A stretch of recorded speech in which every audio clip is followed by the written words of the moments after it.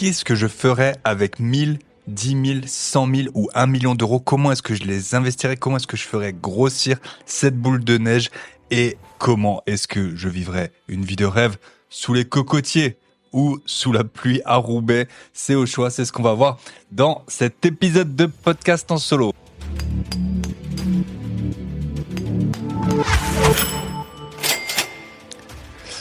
Vous êtes toujours sur le podcast de l'immobilier, de la liberté et des gros billets. C'est bientôt le printemps. On va bientôt changer d'heure.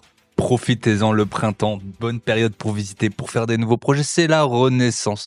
Et c'est dans ce contexte que je vais vous faire l'épisode du jour, épisode en solo. J'avais un petit peu de temps là, vu que je vais partir bientôt en vacances. Bon, je reviens juste de Dubaï, mais un petit peu de temps avant mes vacances en Floride. Et d'ailleurs, si vous demandez quoi faire avec votre argent, vous pouvez aller en Floride parce qu'il y a plein de trucs à faire et ça coûte super cher. Bref, avant de démarrer, qu'est-ce que je peux vous raconter? Ça y est, j'ai encaissé le dépôt de garantie et le premier loyer de mon appartement qui avait été ravagé, que j'avais récupéré il y a pile 6 mois. Je vous ai fait une vidéo sur l'Académie des gros billets avec les travaux, comment je me suis servi de l'intelligence artificielle pour suivre les travaux, et cetera, voir combien ça a coûté. Ça a coûté très cher, mais voilà, maintenant l'appartement, je l'ai récupéré. Petit point, donc voilà, j'ai tout détaillé dans l'Académie des gros billets, mais c'était largement plus que 10 000 € de dégâts. Et pour info, donc pour la garantie Visal, je vous le dis pour ceux à qui ça arriverait. Donc autant la garantie Visal, elle a très bien fait son travail.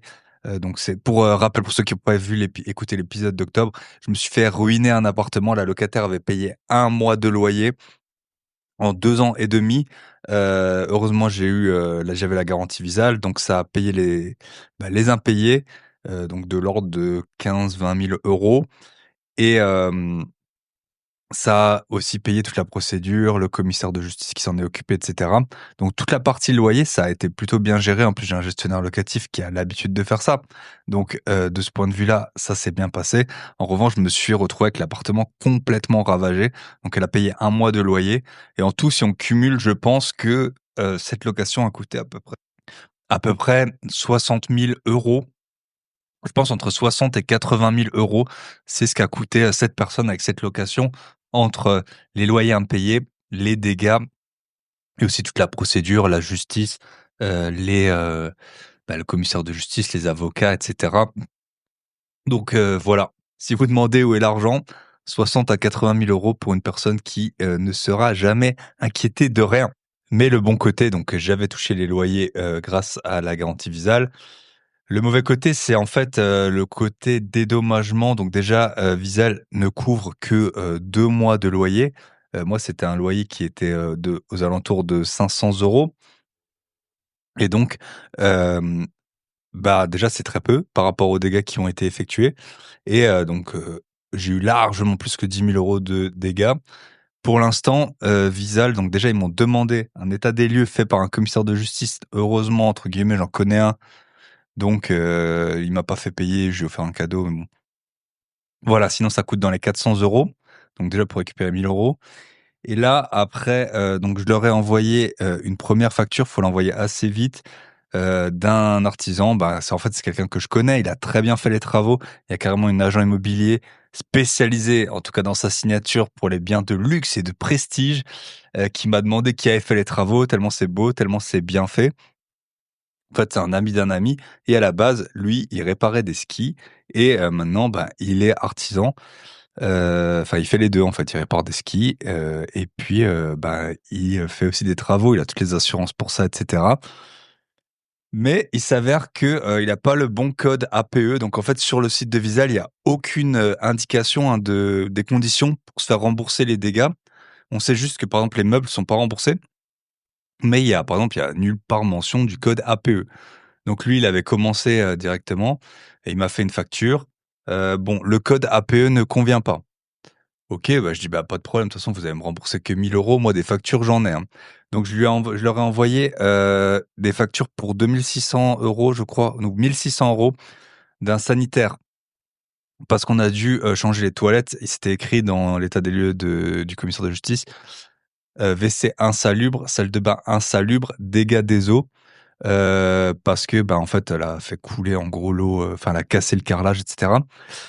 Donc j'ai envoyé une facture à 1 600 €, je me suis dit: «Pas de souci» et attaché à cette demande, j'ai aussi attaché 6 ou 7 000 € de factures de matériel. Donc parquet, carrelage, bah, la nouvelle douche, la nouvelle cuisine, voilà, juste du matos et 1re réponse de Visal et pour l'instant on en est là. On est d'accord de vous rembourser 15 €. Donc 15 € sur les à peu près 10 000 € de factures que je leur ai envoyées. Le siphon de la douche. Voilà ce qu'ils peuvent nous rembourser.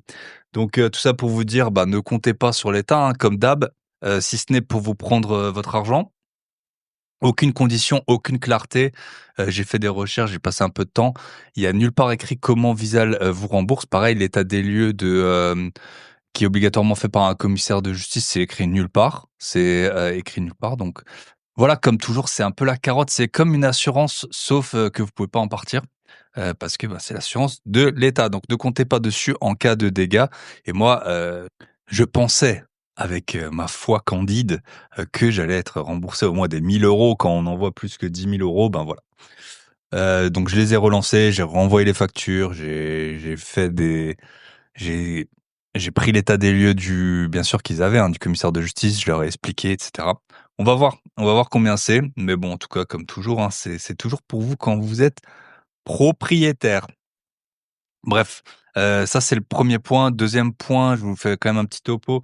Le S&P 500, c'est pas la forme, donc pour les investisseurs en bourse, écoutez, c'est comme ça, hein. On en a connu plein d'autres. La volatilité, elle fait partie du marché action. Si ça se trouve, ça vous est déjà arrivé en fait sur, donc je pense qu'il est à moins 11% sur l'année là, le S&P 500 qui avait fait plus 25% l'an dernier. Mais c'est moi, je suis investisseur boursier depuis 2015. Voilà, bah, forcément, j'en ai connu, ça arrive. Moi, je continue mon DCA, il y a pas de souci. J'ai aussi investi, mine de rien, dans des actions européennes. Ça fait un moment, hein, l'Eurostock, il y a l'Eurostock 50. Ça diversifie. L'Europe va moins bien que les États-Unis, mais en gros, on paye moins cher, les sociétés. Donc il y a pas de personne ne sait vraiment, ce qui est le mieux. C'est comme, qu'est-ce qui est le plus rentable sur 10 ans? Acheter un appartement à Paris ou un appartement à Limoges? Ben, franchement, on n'en sait rien parce que, ben, il y a peut-être moins de renta sur un que sur l'autre. Il y a peut-être des possibilités que ça prenne de la valeur sur un que sur l'autre. On n'en sait rien. Donc, autant en avoir un peu partout. Mais écoutez, ça arrive. Crypto, bah, voilà, hein, pareil, hein, ça suit, hein, en général la crypto. Je vous avais dit et répété de prendre des gains. Bah, là, en fait, pour rien vous cacher, je vais partir en Floride et toute la Floride, toutes les vacances vont être payées par des gains crypto. Je vous l'avais dit, vous pouvez pas dire que je vous l'avais pas dit et le dernier point, ça, j'en ai parlé plusieurs fois. C'est, de plus en plus précis. On va voir ce qui se passe.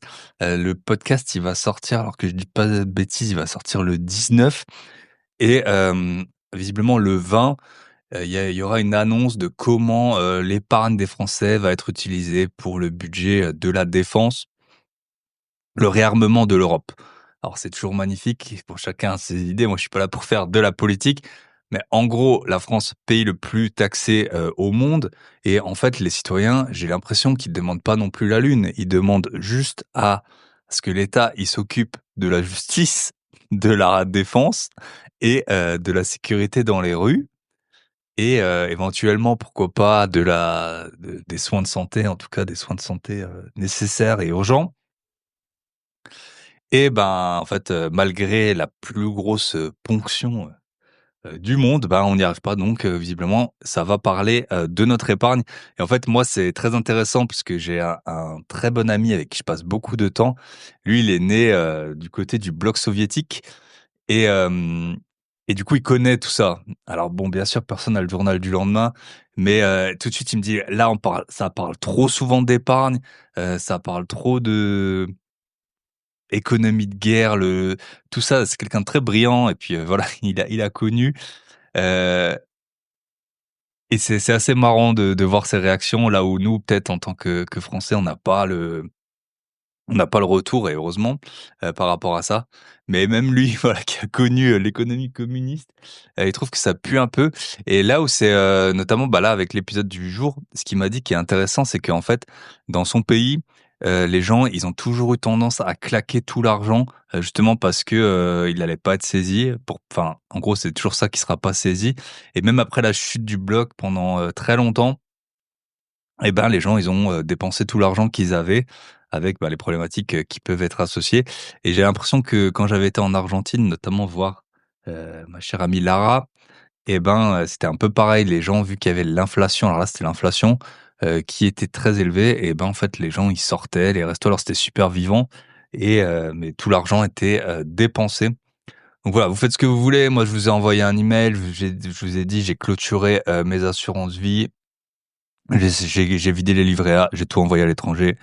Voilà, je suis déjà alors c'est pas que, je me dis que là, tout va être saisi, mais moi, je suis déjà hyper exposé avec l'immobilier en France et ben, de toute façon, les taxes foncières, par exemple, une fois que vous l'avez déjà là, ils augmentent les frais de notaire. En fait, il y a de plus en plus de frais sur la propriété, de taxes sur la propriété et même plus sur les revenus parce que, bah, de toute façon, les revenus, ils ont déjà été tellement taxés. Là, on a parlé, alors visiblement, ça existe depuis les années 90, mais de la taxe sur, les emballages de pain, les emballages des bouchers et donc c'est même pas sur le pain, hein, c'est sur l'emballage. Bref, les taxes foncières, si aujourd'hui vous avez un appartement à 100 000 € et que vous payez 1 000 €, bah, si demain on vous dit: «Bah, en fait, c'est pas 1 000 €, l'an prochain ce sera 15 000 € pour, soutenir l'effort de guerre», bah, en fait, on pourra rien faire. Donc voilà, j'estime que je suis déjà assez exposé. Il y a des années où j'ai dépensé 100 plus de 100 de mes revenus nets en impôts. Donc il y a un moment alors dans plusieurs pays, mais il y a un moment ça va bien. Donc le peu qui reste le peu qui reste et ben, ciao. Ciao, ciao les gars et puis, en plus, bah, après faut toujours, enfin je suis pas historien, mais, je sais que la guerre de 14-18, elle s'est un peu déclenchée parce qu'on avait un peu trop d'armes. Donc, bon, voilà. Chacun, fait ce qu'il veut et bah, pour être transparent, là, j'ai pour projet, je vais vous le dire quand même, pour être transparent, j'ai pour projet, d'aller voir pour, pour choper un permis de résidence dans un pays, non ONU. Ça va être, pour les prochains mois, je vais voir comment je peux faire. Ouvrir, visiblement le plus simple, c'est d'ouvrir une société et ben, je vais aller voir pour ça. Voilà, je suis encore dans la force de l'âge et s'il y a possibilité de qu'on m'envoie pas, qu'on m'envoie pas au front, bah, voilà, je vais prendre ce qu'il y a. Bref, sur ces bonnes nouvelles, ça se trouve, tout va bien se passer. Pour votre argent, c'est juste qu'en fait, moi, je suis financier, j'ai étudié 13 ans la finance. Hem, je travaille dedans depuis ben, bientôt, plus que 15 ans et en fait, on me dit toujours: «Le risque doit être rémunéré» et en fait, là, il y a aucune rémunération à avoir de l'argent en France par rapport à n'importe quel autre pays du monde, sauf qu'il y a du risque en plus. Donc j'ai pas envie de me risquer et donc je sors l'argent, point final. Sur ces bonnes paroles, mais sinon la France, il fait beau, hein. J'étais à Nice le week-end dernier, à Monaco, ah c'est beau, hein. On vit pas tous dans le même pays, hein. Le climat, les gens, c'est sympa, on est bien, il y a la mer et cetera. Donc voilà, je veux pas vous effrayer, je vous dis simplement en toute transparence ce que moi je fais. J'ai déjà largement plus d'1 million d'euros, en immobilier en France. Je trouve que c'est une assez grosse exposition, et puis, voilà, du coup, je diversifie tout simplement comme on le ferait avec n'importe quoi. Là, on parle d'économie de guerre, je vous rappelle, il y a 5 ans, c'était un autre sujet. Peu importe, je veux dire, moi, j'ai pas le journal, je suis pas dans les je suis pas dans les petits papiers, des gens importants, donc je fais avec les armes que j'ai. Sur ce, on va passer à l'épisode du jour.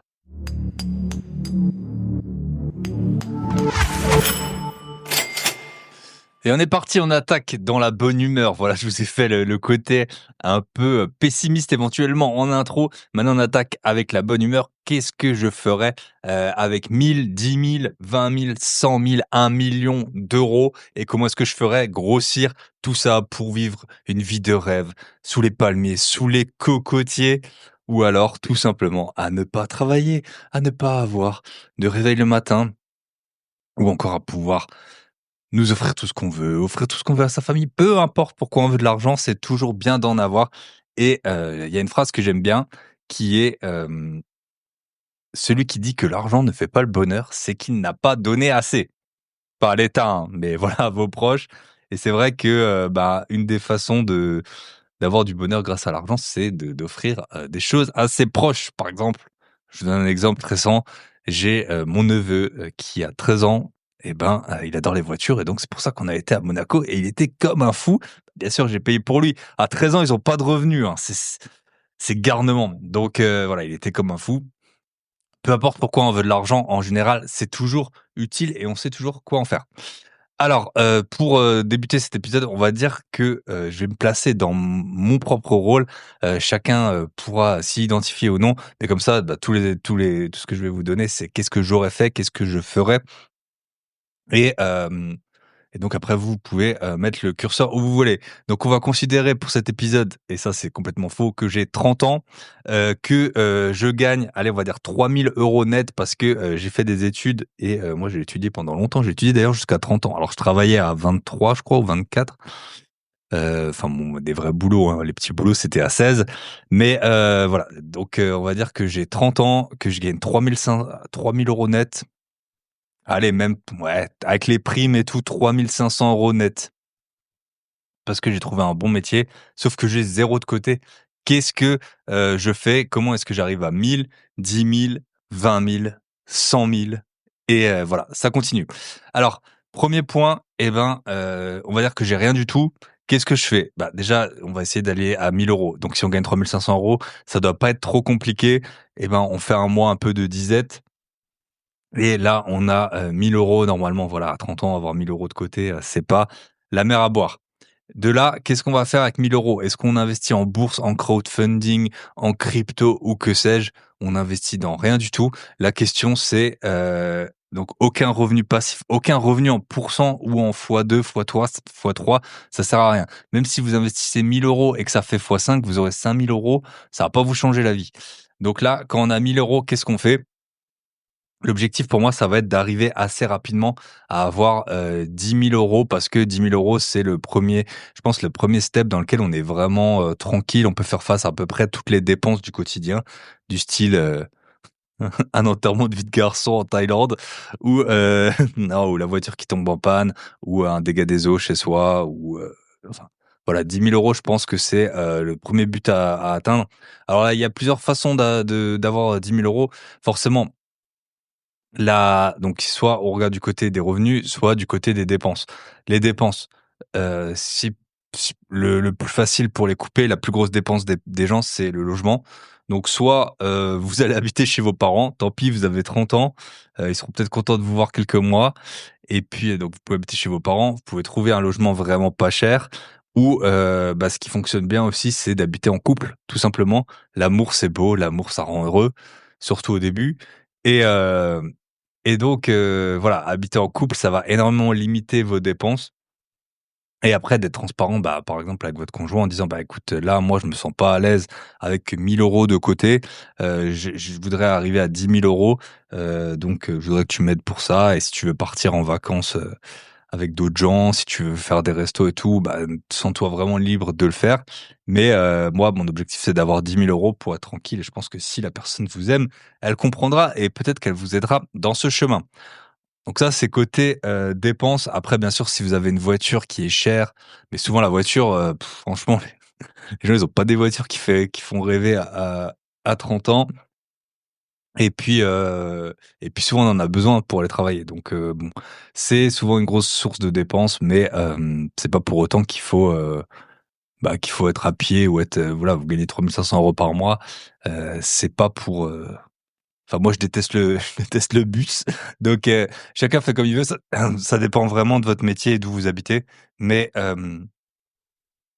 éventuellement avoir une voiture qui coûte un peu moins cher, mais pour avoir fait beaucoup d'achats-reventes de voitures, c'est très difficile de savoir, quelle voiture, coûte pas cher. Parce que si vous prenez vraiment une voiture à 2 3 000 €, vous pouvez tomber en panne, vous pouvez avoir des problèmes et les réparations, bah, vous allez jamais pouvoir les récupérer à la revente.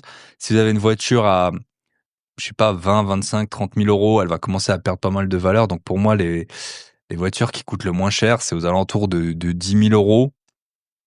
Par exemple, bon, ça commence à dater, mais j'avais une Golf 6 à l'époque que j'avais payé, je crois, 8 9 000 €, puis j'ai revendu un peu le même prix. Voilà, là là, j'ai une voiture, je l'ai payée 14 000 € pour être, transparent avec vous. Donc je pense que c'est vraiment les budgets les moins chers et c'est mon but, je veux pas avoir un crédit auto ou quoi et puis mon épargne, il part il part de France et il part, en bourse et en immo. Bon, voilà, chacun ses objectifs. Mais donc la voiture, souvent on en parle et tout, mais franchement, généralement, vous allez juste en avoir besoin. Donc essayez d'avoir une voiture avec vous allez payer entre 6 et 20 000 €. Je pense que c'est les bons budgets et c'est ce qui coûte à peu près le moins cher. Bien sûr, pas de crédit auto, hein, mais bon, si vous avez vraiment pas d'argent, vous faites comme vous pouvez. Donc voilà et ça, c'est le côté dépenses.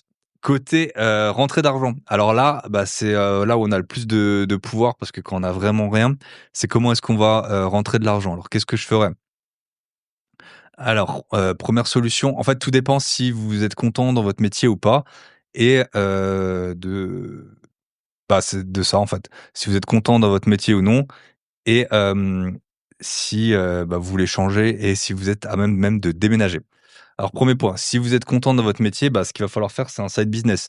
Alors soit vous avez, le business magique dont je parle, j'ai même une formation sur le sujet et que personne ne fait, c'est, mettre, sa résidence principale en location quand vous êtes pas là ou une partie de sa résidence principale en location. Pour moi, c'est le moyen le plus simple de très loin de gagner de l'argent. J'ai gagné 10 000 € en 6 mois en faisant ça. Bah, c'était un peu pour l'expérience. Ça m'a payé des vacances à l'île Maurice, ça m'a payé plein de choses. Et c'était pas trop contraignant. Donc pour moi, c'est vraiment le moyen le plus simple de gagner de l'argent, c'est mettre une partie de sa résidence principale sur Airbnb ou Booking. Sinon, aussi vous pouvez moi je suis un gros adepte de tout liquider, je change d'iPhone quasiment tous les ans, je revends tout. Là, j'ai revendu encore, j'avais un vélo électrique qui prenait, un peu trop de place, je l'ai vendu. Je vends tous les objets, quitte à les vendre un peu, moins cher et qui partent vite, mais vendez, ce que vous avez chez vous. Bref, bon, c'est pas ça. Avec ça, vous allez peut-être gagner 2 000 3 000 €, mais vous allez pas aller, super loin. Par contre, en mettant une partie de votre résidence principale sur Airbnb Booking, là, vous pouvez vraiment gagner énormément, surtout si vous habitez dans des zones tendues.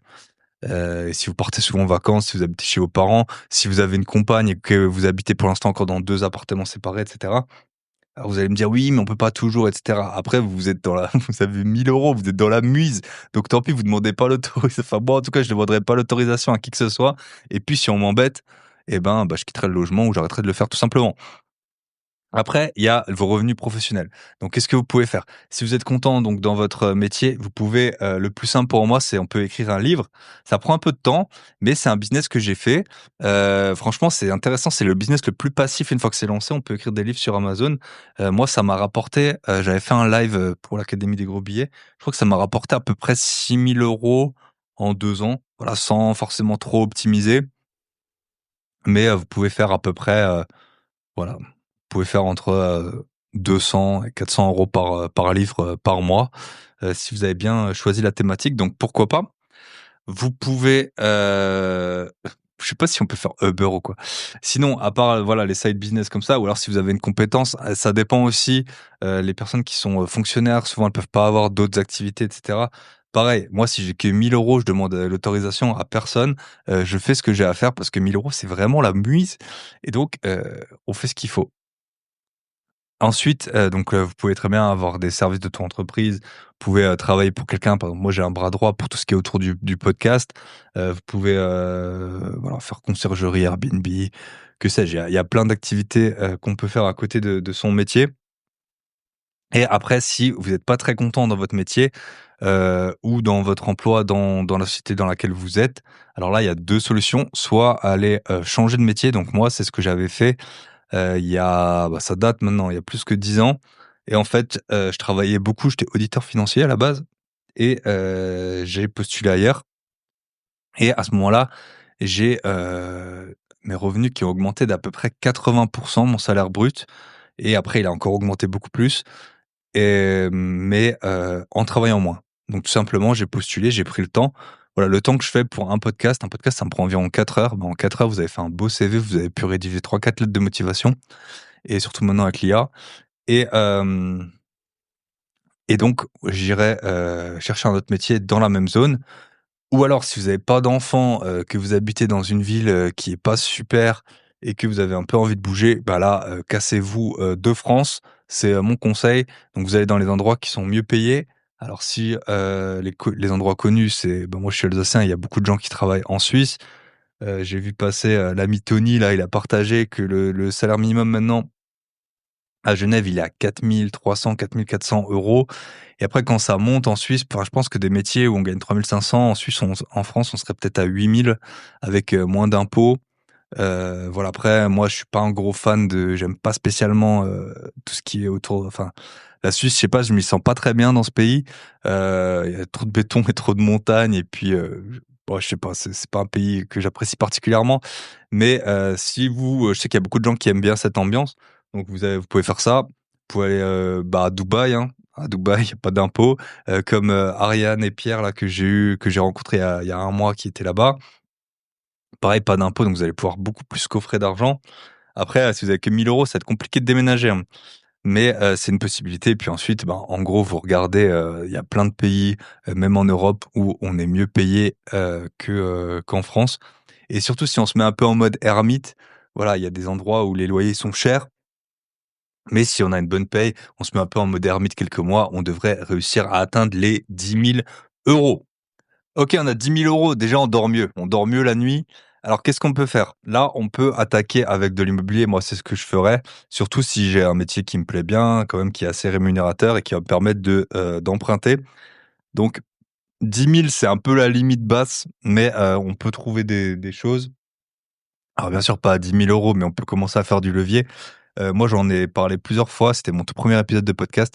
J'ai acheté un bien à 23 000 €, qui, après, bon, il s'avère que j'ai fait des travaux finalement en tout et pour tout, il m'a coûté 35 000 et maintenant il tourne en location courte durée avec, il rapporte, entre 800 et 1 000 € par mois. Donc moi, j'ai des concierges, mais bien sûr, si vous avez qu'un bien immobilier et que vous avez pas d'argent, ben, vous pouvez très bien, gérer vous-même. Donc ça, ce serait une possibilité. J'ai acheté aussi récemment un autre appartement, je l'ai payé, aux alentours de 60 000-65 000 € et dans une autre ville. Donc voilà, me dites pas que c'est, voilà, dans une autre ville, dans une résidence qui est pas mal et ça rapporte aussi à peu près 800 €. Alors me dites pas: «Oui, mais chez moi ça existe pas». Est-ce que tu as cherché? Moi, j'ai fait, plus que 500 visites dans ma vie, dans plusieurs villes, peut-être 10-15 villes. Voilà, j'ai été un peu partout. Donc voilà, et si c'est pas dans ton coin, et ben, tu prends le train. Voilà, en 4 heures ou 5 heures, on peut aller de Rennes à Strasbourg. Donc entre les 2, peut-être que tu trouveras. Donc et en 1 heure, on peut aller d'Alsace à Nice, par exemple, donc en avion. Donc voilà, avec un vol Volotea à 80 €. Donc il y a des choses à faire. Si jamais dans ta zone, si c'est une zone à 4 de renta, oui, on trouvera pas des choses à 10. Mais si c'est une zone où les biens ils sont affichés à, moi, je vous donne un exemple. Le bien que j'ai acheté là à 57 000 €, donc allez, plus les frais, 65 000, et on rapporte environ 800 par mois.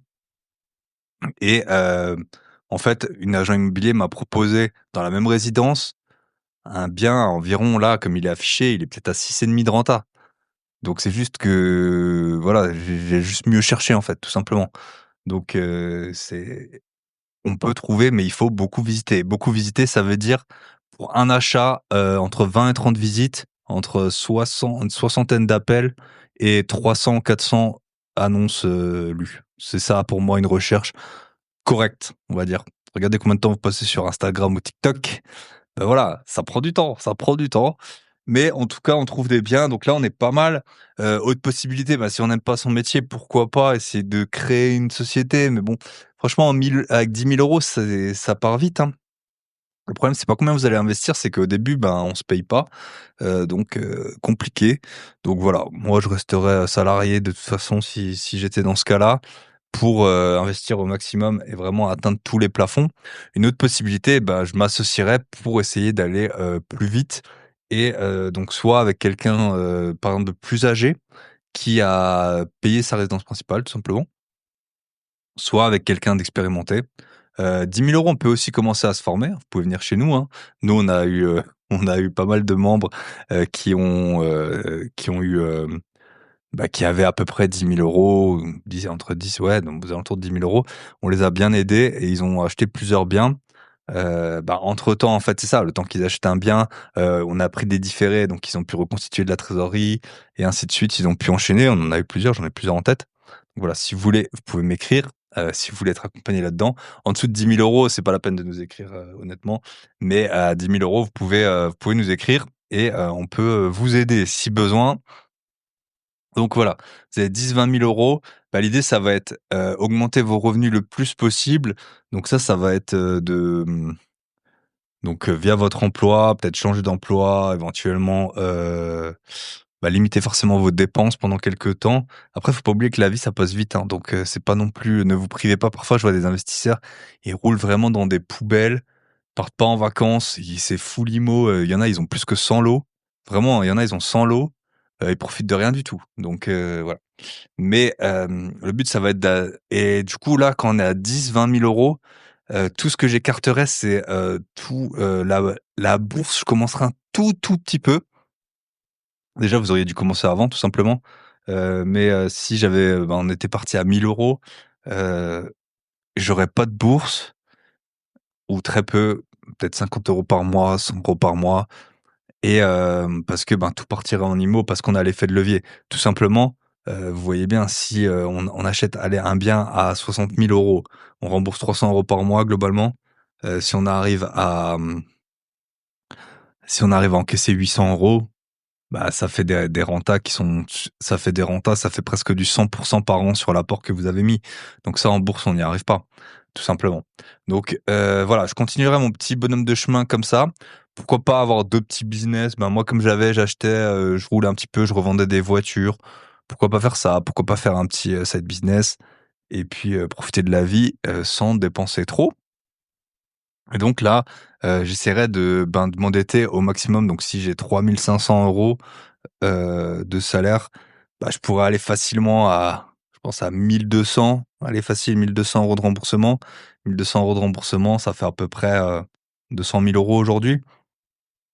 Et je connais des personnes qui, j'en connais plein, mais je connais des personnes qui avaient moins de 2 000 € et qui ont arrêté de travailler, juste, avec par exemple, des projets à 200 000, 4 locations courte durée. Vous remboursez, 1 000 €, on va dire globalement 1 200, et 4 locations de courte durée. Sur l'année, vous pouvez faire, entre 800 et 1 000 € par mois, par appartement. Donc ça fait pas une vie, incroyable, mais vous pouvez sortir, 1 500-2 000 € en gérant 4 locations courte durée. Et souvent c'est plus simple que travailler au Leclerc Drive, ou alors avoir des métiers pénibles ou stressants. Donc c'est possible. Après nous, là, on essaye d'aller, plus haut, mais c'est comme ça que je ferais.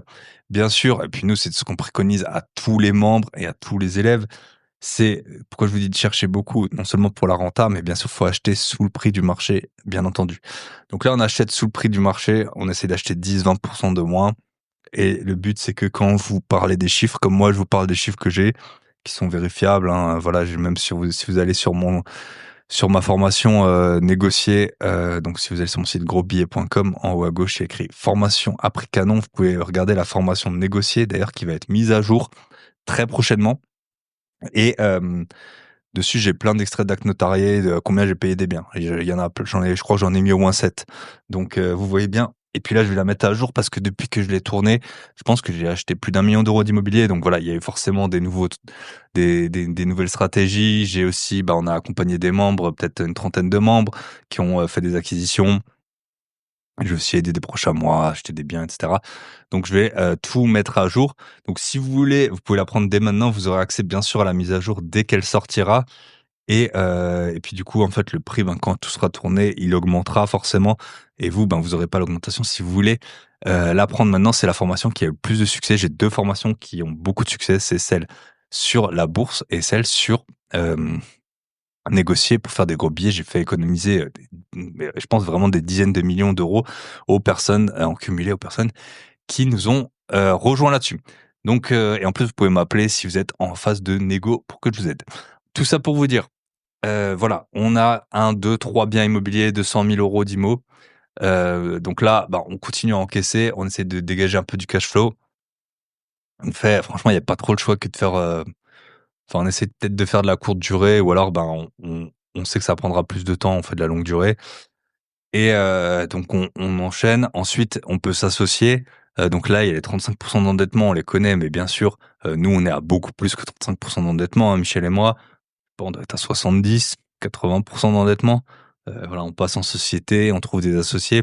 Tout ça fait que, le la boule de neige, elle grossit et ensuite, je dirais qu'on a à peu près 50 000 € de patrimoine net. Là, si on veut vraiment accélérer, en fait, faut revendre. Moi, c'est ce que j'ai fait, c'est vraiment ce qui m'a fait accélérer. J'ai revendu un bien qui avait beaucoup de plus-value et c'est comme ça que j'ai pris, que j'ai pu ensuite payer des dizaines d'apports avec cette plus-value. Donc j'avais récupéré un peu plus que 60 000 € après impôt, ma part. Donc voilà, ensuite ça m'a bien aidé et on enchaîne comme ça jusqu'à 100 000 €. Après là, si on est au bout d'un moment, bah, soit on a vraiment des loyers qui sont pas mal et on peut épargner de plus en plus. Donc là, on peut, se lancer en bourse, hein, bien sûr. On va dire dès lors que on peut mettre 300-400 € par mois, dans de la bourse, surtout si c'est pas un PEA, on peut sortir l'argent, hein. C'est juste que bon, voilà, il y a la volatilité qui est intrinsèque à la bourse. En ce moment, par exemple, c'est pas un super moment pour sortir, sauf si vous y êtes depuis longtemps, mais c'est pas un super moment pour sortir parce que le S&P 500, il a perdu, 10.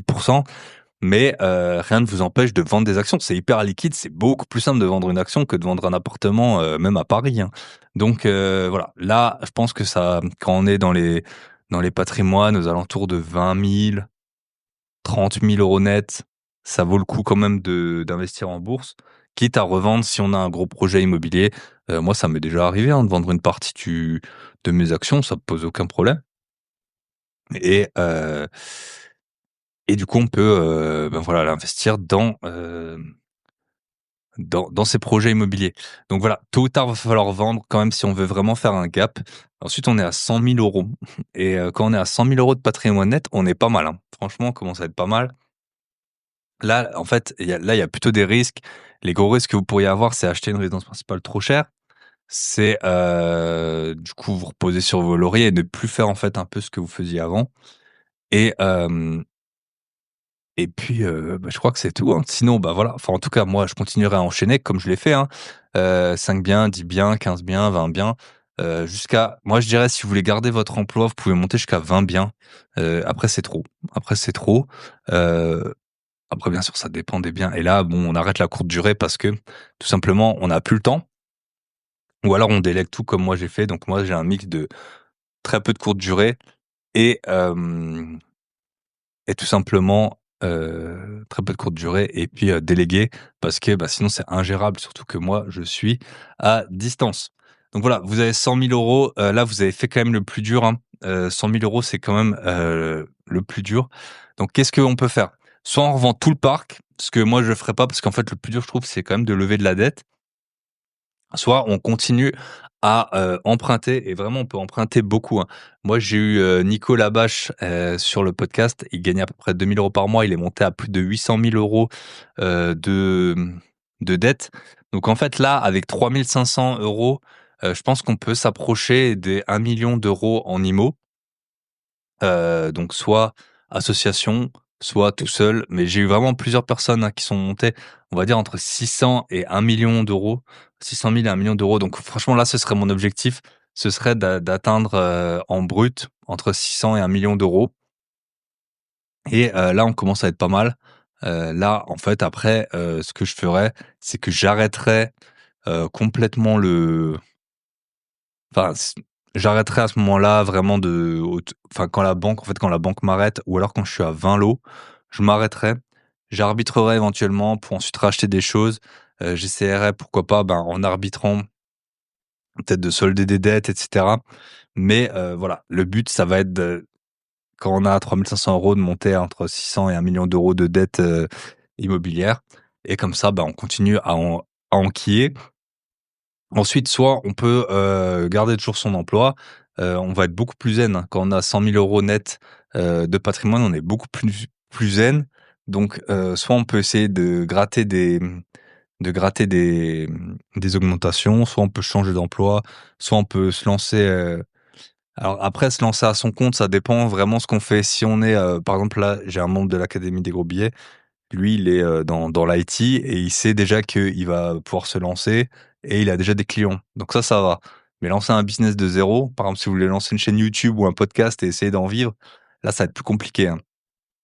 Mais sinon, bah, voilà, en gros, maintenant vous avez votre patrimoine, vous avez votre patrimoine, on va dire, à 1 000 000 €, vous remboursez peut-être 60-70 000 € par an, donc vous êtes bien, vous êtes plutôt bien. Vous investissez en bourse, soit les cash flows, soit l'argent que vous arrivez à épargner de votre salaire et là, on attend un petit peu et en fait, on regarde, on va faire des arbitrages en fonction de ce qui se passe. Typiquement, là, les taux sont en train de baisser. Quand les taux, ils baissent, généralement, l'immobilier remonte et par contre, je vais vous dire tout ce que je ferais pas si j'avais 100 000 € net, à investir. Qu'est-ce que je ferais et qu'est-ce que je ferais pas? Donc qu'est-ce que je ferais? Je ferais énormément IMO, je ferais, la bourse, bien sûr, comme je l'ai fait quand j'ai commencé à investir en bourse, en 2015, j'avais pas 100 000 € net. Donc voilà, 1 000 €, franchement 1 000 € par mois en bourse quand on a comme ça ses revenus, je trouve que c'est un bon point. 1 000 € par mois, on arrive, sur 30 ans à facilement 1 million d'euros de patrimoine, donc pour sa retraite, par exemple et puis après, surtout cet argent, on peut le mettre en garantie. Il faut pas attendre, se dire: «Ouais, dans 30 ans, c'est trop long». Ouais, mais 1 000 € par mois, si ça se trouve, au bout de 5, 6, 7 ans, tu vas avoir 100 000, 150 000 et ça, tu peux le mettre en garantie. Tu vas avoir ton banquier avec 150 000 €, c'est pas comme si tu avais 0. Donc voilà, arbitrage, bourse, IMO, on encaisse et ensuite, qu'est-ce que je ferais pas? Je vous dis tous les trucs foireux selon moi.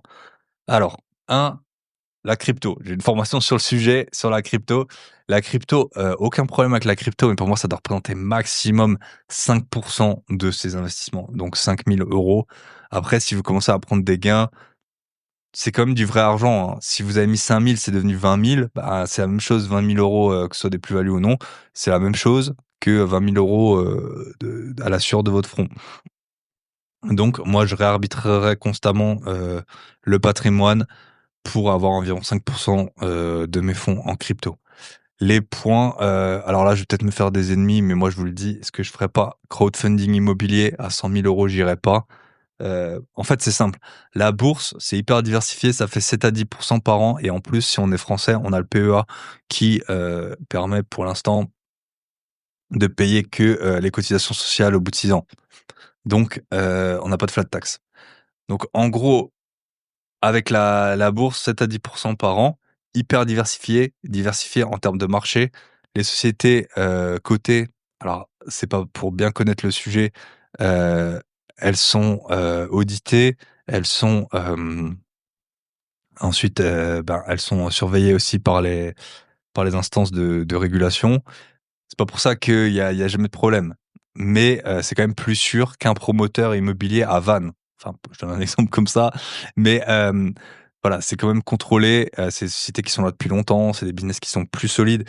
Donc en gros, si on arrive à avoir 7 à 10 comme on a en bourse depuis 100 ans, sur, des investissements qui sont diversifiés, des investissements qui sont, vérifiés, des investissements qui sont connus et pérennes et avec une fiscalité, si on est français, avantageuse. Si on est belge, il y a pas d'impôt sur les plus-values, je crois, en Belgique, sur les plus-values boursières. Je parle même pas si on est dans d'autres pays, donc voilà, tout ce qui est, donc pour moi, en fait, 7 à 10 avec, très peu d'impôts, dans le crowdfunding ou, autre chose, il faudrait 18 minimum pour que ça vaille le coup. Parce que là, en fait, on a plus de fiscalité et plus de risques. Donc j'irai pas là-dessus. Je vous le dis aussi, j'ai été un moment sur, donc maintenant la plateforme, elle s'appelle, à l'époque, elle s'appelle toujours Mintos. C'était en fait des prêts qui étaient garantis soi-disant, des prêts en donc c'était notamment, pour avoir on avait à peu près du 10 de renta dessus.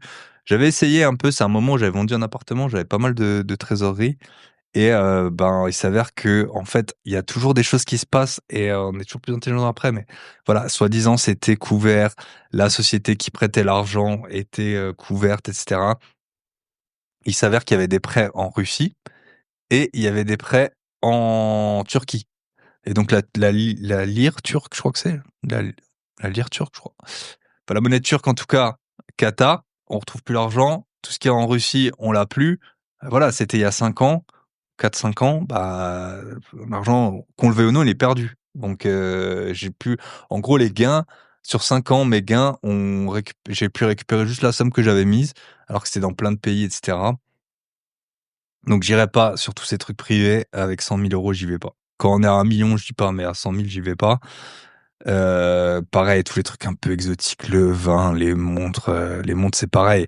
On peut alors il y a des montres qui sont super déjà, le temps que vous allez passer, pour vous former, si vous êtes pas sur le sujet, vous allez avoir peur de la perdre, peur de la casser. Moi, à un moment, j'avais une Rolex, par exemple, je l'ai tapée sur, le coin de l'îlot, de l'îlot de ma cuisine. Bah, c'est chiant, quoi. Je veux dire, c'est pas comme une action. Les montres, ça se casse, ça se perd, ça se vole. Donc voilà. J'ai tous les trucs exotiques, j'irai pas. Franchement, bourse, IMO, ça va très bien. Un petit peu de crypto si vous voulez, un petit peu d'ETF à effet de levier si vous voulez un peu de risque, mais tout le reste, j'irai pas. Ou si là où j'irai éventuellement, c'est les voitures parce qu'on peut bien acheter une voiture et on peut bien la vendre aussi avec un peu les mêmes compétences que bien acheter et bien vendre un appartement ou bien le louer. Donc voilà et ensuite, ben, j'arbitrerai, j'attendrai. Le marchand de biens, j'ai eu plein de personnes sur le podcast qui, se sont lancés en marchand de biens. Voilà, on est hyper dépendant du coût des matériaux et du coût des matières, premières et des intérêts également et donc même des gens expérimentés ont perdu de l'argent. Donc à 100 000 € net, faire un peu all-in, en marchand, pour moi, c'est pas un bon plan. Et surtout, oubliez pas que vous avez un bon boulot à 3 500 € dont vous êtes content, ou alors vous êtes parti en Suisse ou à Dubaï et vous êtes très content avec ça. Donc à 100 000 € pour moi, c'est là où voilà, on a fait le plus dur. On a 1 million d'euros de patrimoine brut qui se rembourse tout seul. On a la bourse, qui prend la bonne tendance. Donc là, pourquoi pas un peu, calmer, donc soit enfin «calmer» entre guillemets, soit, on essaye de d'avoir toujours plus de revenus, donc soit avec un side business, soit pourquoi pas créer une société qu'on revendrait, mais n'allez pas sur les trucs foireux. Et aussi, ce que j'éviterais et je vous le dis parce que je suis investi dedans également. Moi, j'ai un peu tout essayé, hein et j'ai, tout ce qui est start-up et private equity, ça c'est vachement la mode et pour moi, c'est des investissements qui sont je le d alors bien sûr, vous allez pouvoir me contredire, vous allez dans l'absolu, c'est des mauvais investissements. Pourquoi je vous dis ça? Parce qu'en fait, les startups, j'ai investi dedans, c'était il y a 5 ans aussi, je crois, même avant, 2018 peut-être, 2019. Voilà, c'est toujours pas sorti, on paye des frais de compta. Il y a souvent, en fait, la personne qui amène le deal, elle va prendre 20 de la performance, en cas de revente. Donc en fait, on est un peu c'est comme je disais en introduction du podcast, avec le risque, rendement, bah, là, en fait, les 20 c'est énorme, parce que vous allez pas forcément avoir des bonnes plus-values. Donc moi, vraiment, j'ai investi avec un gars qui est assez connu, hein, qui a voilà, Y Combinator, qui est dans l'écosystème, francophone, des startups et cetera. Bon, bref. Ben, le rendement, il est pas là, tout simplement. Heureusement, c'était pas beaucoup, hein, c'était pas beaucoup, mais voilà, le rendement, il est pas là. Et en fait, le private equity, il y a beaucoup je vois beaucoup de gens qui en parlent sur Instagram, ou sur les réseaux ou même, sur YouTube, à la télé et cetera. En fait, ce qu'il faut bien voir avec le private equity, c'est que, longtemps donc private equity, pour faire simple, les sociétés cotées, elles sont publiques, on dit et les sociétés non cotées, elles sont privées forcément. Voilà, private, privé. Donc en fait, qu'est-ce qu'on peut faire? On peut investir dans des sociétés privées et on a l'impression qu'on va investir dans Facebook avant que ce soit, coté. Le problème, c'est que en fait, maintenant, longtemps, il fallait des gros tickets, je sais pas 200 000, 250 000 pour entrer dans des deals comme ça. Maintenant, il s'avère que, on peut investir dans le private equity pour 100 €, 1 000 €, 2 000 €. Et qu'est-ce que ça fait en fait? Le problème, c'est que les cibles, donc les sociétés dans lesquelles on va investir, elles sont pas illimitées. Et si vous regardez, en fait, il y a de moins en moins de sociétés qui se cotent, donc il y a de moins en moins d'IPO et celles qui sont faites, ben, ça s'est pas super bien passé récemment. Donc IPO, Initial Public Offering, donc des sociétés qui sont cotées pour la première fois. Et il y a de plus en plus de private equity. Et ça fait quoi en fait? Ça fait que les gens qui font du private equity, ils ont trop de fonds. En fait, en gros, ils ont levé trop parce que au lieu de passer sur des gens qui sont à 150 000, ils vont. Alors bien sûr, hein, ceci n'est pas un conseil d'investissement. Moi, je vous ai dit, je fais ce que je ferais moi, hein. Mais en gros, ils vont avoir trop de fonds et ils vont trouver une société. Mais ils vont être en concurrence avec d'autres personnes qui font la même chose. Et bah, plus vous trouvez un public large, plus vous arrivez à lever des fonds, plus vous allez payer cher tout simplement la société que vous allez racheter ou dans laquelle vous allez investir. C'est l'offre et la demande, c'est tout bête. Et donc, En fait, on se retrouve avec des sociétés en private equity qu'on paye trop cher, dans lesquelles on investit trop cher, avec des multiples qui sont complètement dingues. Surtout, quand le taux d'intérêt était bas, là, 2022, dans les startups et tout, les multiples sont devenus complètement tarés. Hem donc en gros, pour moi, c'est on n'y trouve pas son compte. On n'y trouve pas son compte et vous allez être, je vais être, si j'investis là-dedans, un peu le dindon de la farce, dans le sens où si ça marche pas, j'ai perdu mon argent. Si ça marche, la personne qui m'a proposé le deal, ben, elle prend 20 du montant.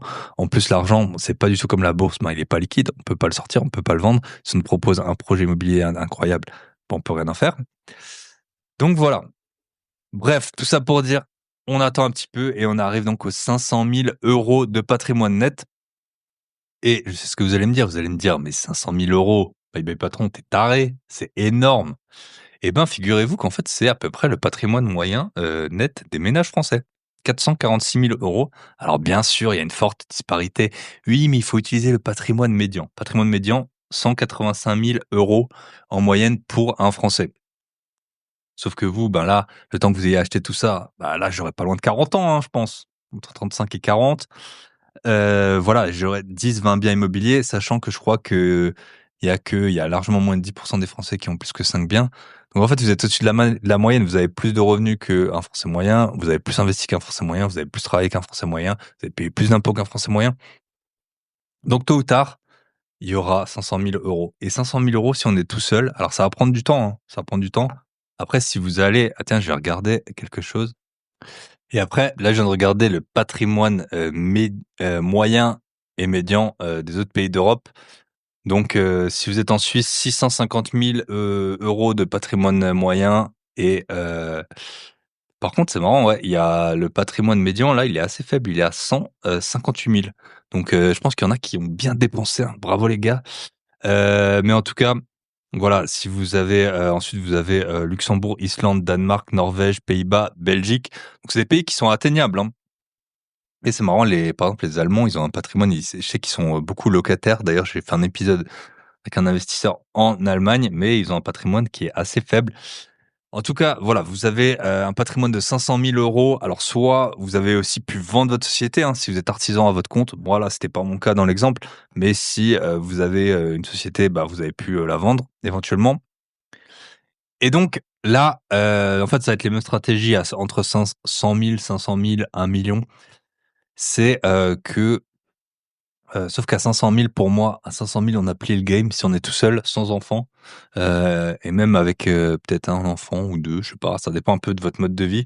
Mais à 500 000 € on a vraiment plié le game. Alors je vais vous donner un exemple, tout simplement, c'est que si on a 500 000 €, qu'on achète 1 million d'euros d'immobilier, donc on a 1,5 million de patrimoine, on l'a acheté à 10 de renta brute.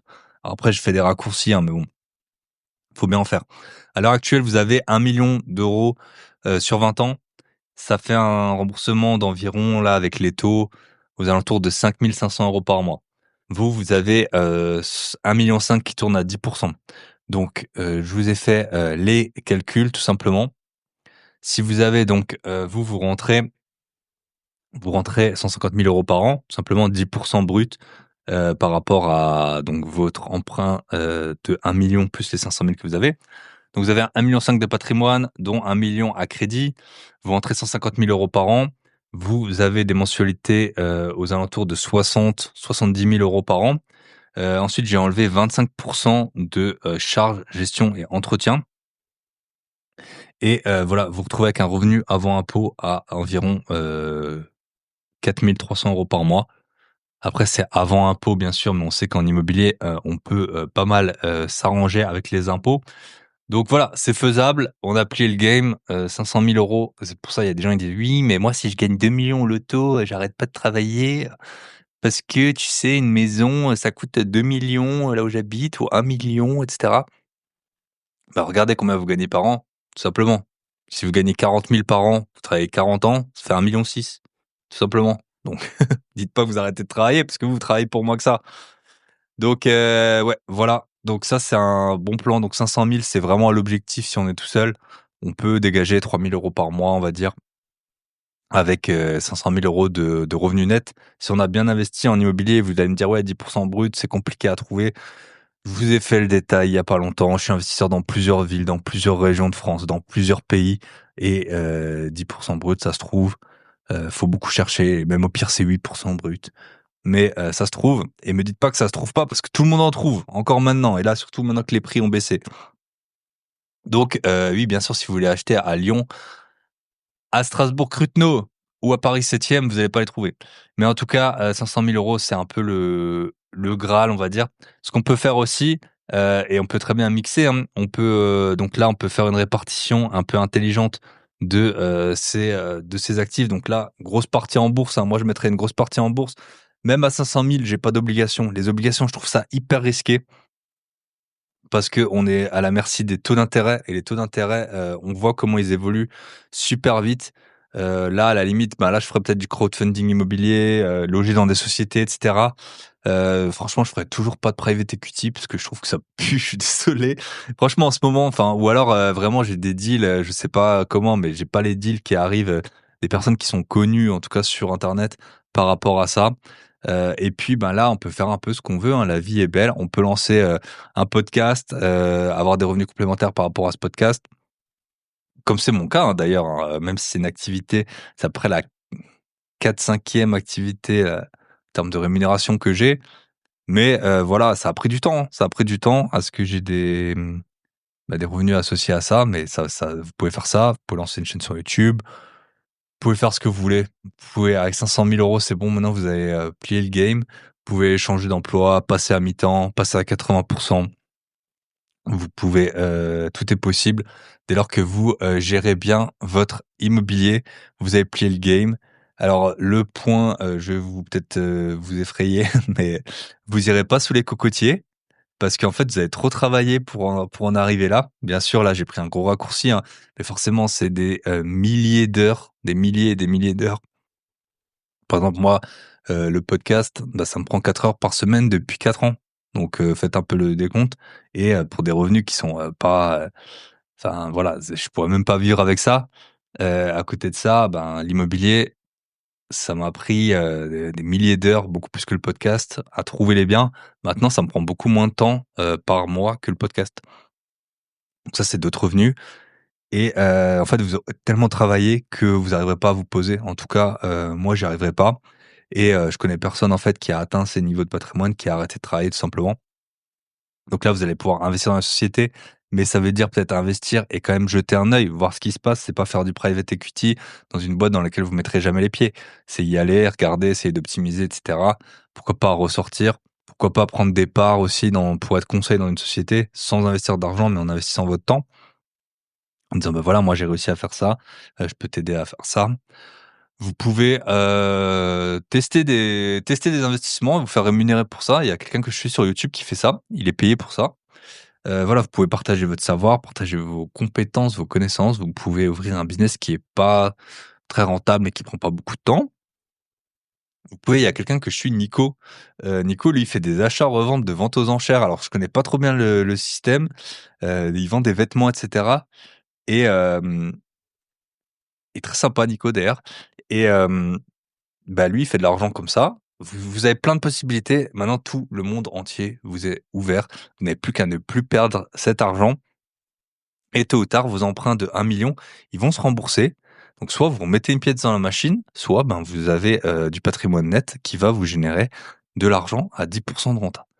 Voilà, c'était un peu simplifié, mais moi, ce serait ça mon plan de vie. C'est à 30 ans, j'ai 0 €, 3 500 € de revenus, par mois et si je dois la faire en résumé, si j'ai pas de femme, pas d'enfant à 30 ans, heu, je pars à Dubaï parce que franchement la Suisse, je supporterais pas. Je vis, comme un ermite, en tout cas les premiers temps, et je serai salarié à Dubaï, hein. C'est ça que j'essaierai de faire, salarié à Dubaï, hem et du coup comme ça, ben, j'aurai pas tout ce qui est la sécu et cetera à payer. Je fais, 2-3 ans comme ça, je coffre au maximum. Moi j'avais regardé en fait, on peut trouver des métiers à environ, 10-12 000 € net, hein, donc c'est l'équivalent de 25 000 en France. Voilà, je vivrais voilà, si je trouvais un métier à 12 000 € par exemple, je vivrais avec 4 000 je pense, 4-5 000 et ensuite, ben, je coffrerais le reste, donc ça ferait 100 000 par an. et avec ça, soit, avec ça, voilà, en 5 ans, hop, j'ai les 500 000. Fin du game et puis, bah, là, éventuellement, pourquoi pas rentrer en France. Rentrer en France et puis de toute façon, les gens ils auront plus d'épargne, on pourra tout racheter pour une bouchée de pain.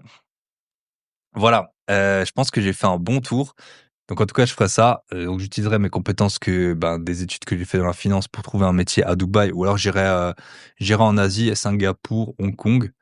J'essaierai en tout cas, j'essaierai, je sais pas si je resterai, mais j'essaierai et hem et puis, voilà, j'essaierai de vivre vraiment, d'amour et d'eau fraîche pendant quelque temps et puis ensuite, voilà, investissimo à mort. Vous allez me dire: «Ouais, mais si tu es à l'étranger, tu arrives pas à investir en immobilier». Michel, mon acolyte, il est au Canada. On a acheté 3 biens cette année. Voilà, mais et puis, voilà, moi, je suis aussi non résident, j'ai aussi pu acheter, des dizaines de biens. Voilà, c'est pas du tout impossible et c'est pas avec des taux, qu'on entend, oui, il faut de l'apport, il faut 25 d'apport ou je sais pas quoi. C'est faux. C'est faux parce que je l'ai fait dans 3 banques en France, c'est faux et donc voilà et puis, j'essaierai, ouais, de mettre le plus de dettes possible sur le crâne, d'essayer de garder, allez, ouais, 50 000 €, parce que j'en parlais il y a pas très longtemps. Je sais plus si j'ai diffusé l'épisode déjà. Ah non, je l'ai c'est un épisode de podcast privé. J'essaierai d'avoir assez vite 50 000 € de côté pour, faire face, justement, par exemple, s'il y a quelqu'un qui casse mon appartement et puis voilà, la vie est belle et ensuite, pourquoi pas, voilà, j'ai 30 ans, je pars, je reviens, j'ai 35 ans. Je me suis bien amusé, j'ai une bonne petite expérience et puis ensuite, on verra. On verra là où la vie nous mènera, mais en tout cas, quand on n'a plus besoin qu'on stresse plus pour son travail, après on peut très bien le garder et ça va très bien. Franchement, vous avez vu que là sur tout le process en fait, j'ai pas trop parlé d'entrepreneuriat parce que l'entrepreneuriat ça a beaucoup de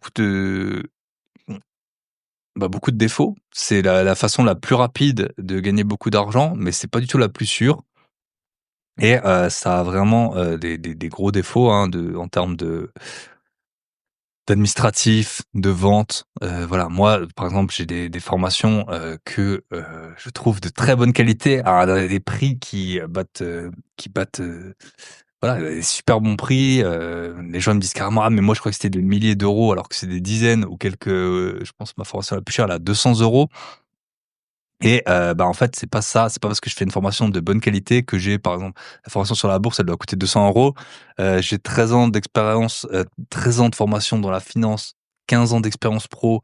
J'ai un portefeuille boursier qui vaut la valeur de plusieurs appartements. J'ai, je suis investisseur boursier depuis 10 ans et c'est pas pour ça que je vais en vendre beaucoup et quand j'en vends, faut que je fasse la compta, que je l'envoie au comptable et cetera. Donc je comprends tout à fait les gens qui ne veulent pas être entrepreneurs, surtout pas en France.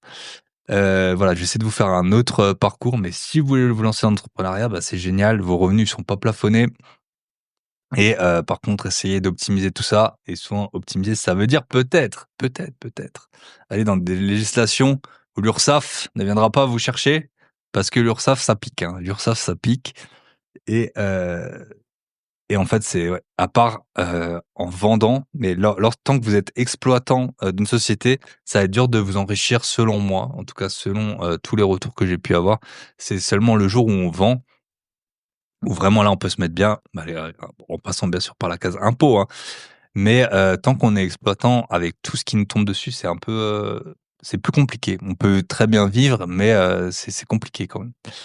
Et si vous regardez sur le podcast, j'ai eu pas mal de personnes qui ont changé de vie vraiment le jour où elles ont, vendu leur société. Donc voilà, je vous souhaite beaucoup de réussite. Quand vous écouterez cet épisode, je serai sûrement, dans l'avion ou en Floride en train de me dorer la pilule, voilà, grâce aux 1 000 € que j'ai pu mettre de côté. Je vous souhaite, plein de bonheur et donc si vous voulez, la formation négocier, donc c'est ma formation la plus vendue. Négocier pour faire des gros billets. Vous allez sur mon site grosbillets.com. En haut à gauche, vous avez formation et là, vous avez, négocier. Vous allez avoir la version que j'ai tournée initialement dans laquelle j'ai plein de hyper bons retours et en tout cas, je pense que ce sera d'ici fin avril au plus tard, j'aurai sorti, la formation mise à jour et donc là, le prix augmentera à ce moment-là, donc profitez-en dès maintenant et vous aurez bien sûr accès à la, version mise à jour en tant que membre, de, cette formation sur comment négocier pour acheter des biens immobiliers.